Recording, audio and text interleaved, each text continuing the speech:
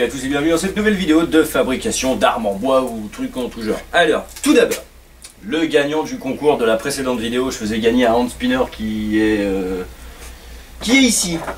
Bon, je suis obligé de le nettoyer parce que j'ai fait le con avec et du coup il retourne plus. Donc là, il va repasser à une petite séance de nettoyage. Et après, je te l'enverrai. Donc le grand gagnant est Babou. Bon, je me rappelle plus du reste de ton pseudo, mais donc c'est Babou qui a gagné. Vous étiez que 2 à participer. Et comme Babou a marqué qu'il participait dès le départ, genre 5 heures après la diffusion de la vidéo, je me suis dit bon, comme vous êtes que 2, ça sert à rien de faire un plouf plouf, autant faire gagner celui qui a participé dès le départ.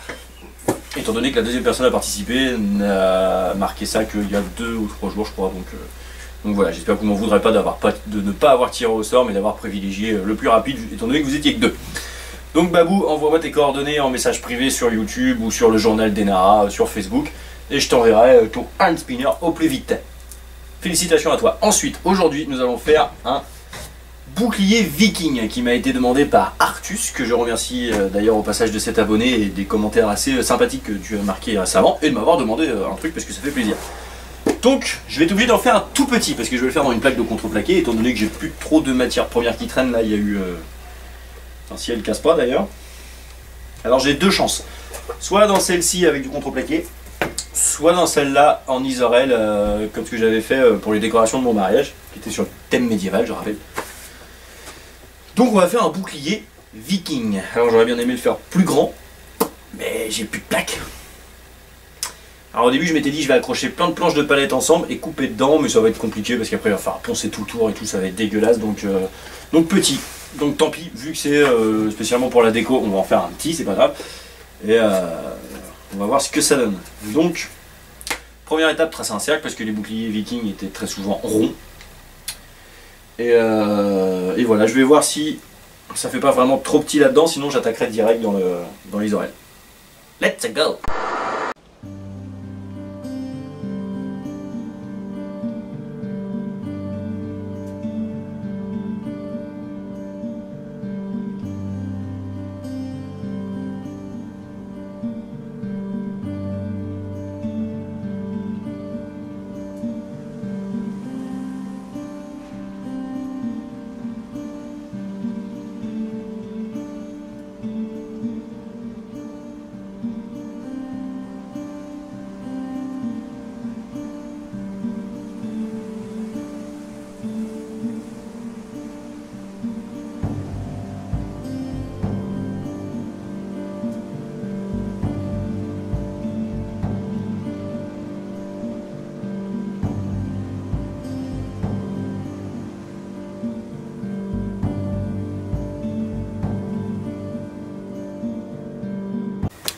Bon voilà, déjà les gars, on va pas se mentir, réussir à faire un rond aussi propre à la scie sauteuse du premier coup, c'est pas donné à tout le monde.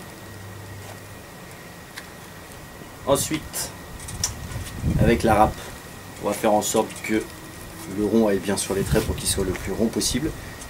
Et avec le Dremel, ou la râpe comme vous voulez, hein, je vais juste aplanir un peu le rond pour que ça fasse un petit peu moins, on pourrait lui donner un genre assez cool.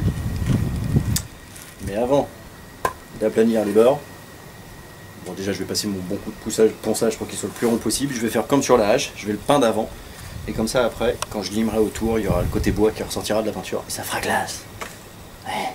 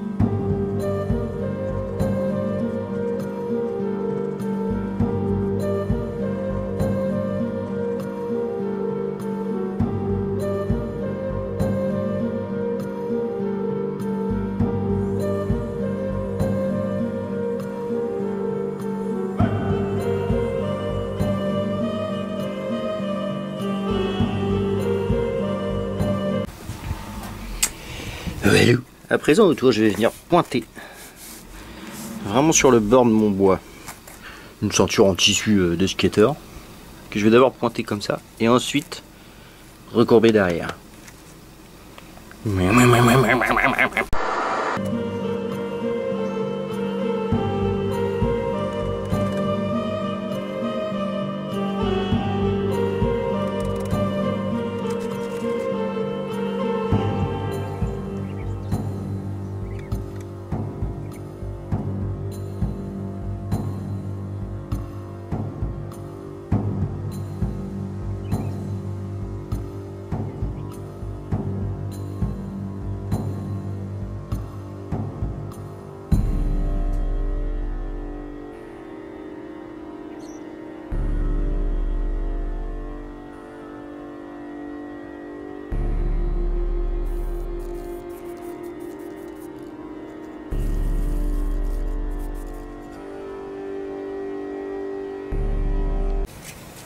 Bon voilà, on en est là. Donc il y a eu quelques changements.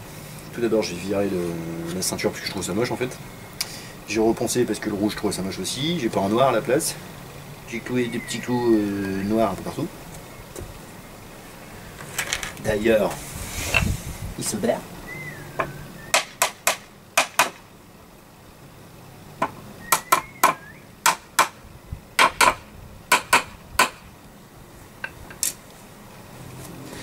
Et en plein milieu, j'ai collé le manche d'une arbalète de déco que j'avais, mais rien ne vous empêche de faire la forme que vous voulez dans une autre planche. Voilà, ça change. Maintenant, on va faire la déco. Non.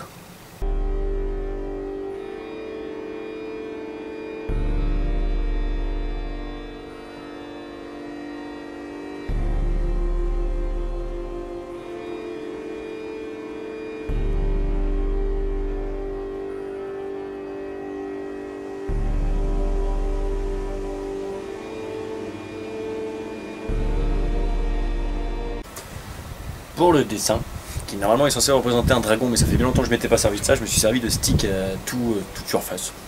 C'est de la peinture qui met un certain temps avant de sécher d'ailleurs. Mais ça rend pas trop mal, ça a un petit côté relief qui n'a pas l'autre peinture traditionnelle. Maintenant, on fait sécher, puis on met l'anse derrière pour pouvoir le tenir.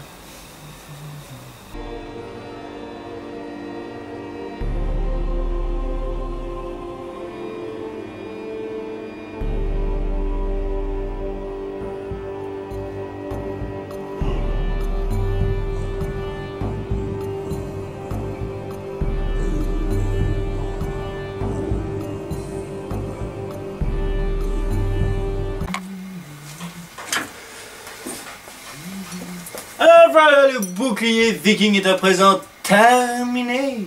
Bon, j'ai pas encore accroché l'anse derrière parce que la peinture que j'ai mis aux stickers là, enfin pas aux stickers mais en stick, mais à peu près 3 jours à sécher. Et je voulais pas finir la vidéo juste pour ça, donc mais grosso merdo je vais accrocher ça comme ceci. C'est tout simplement le bout de l'arbalète là. Hein, avant c'était comme ça. Voilà. Oula, c'est un coup machine mon truc.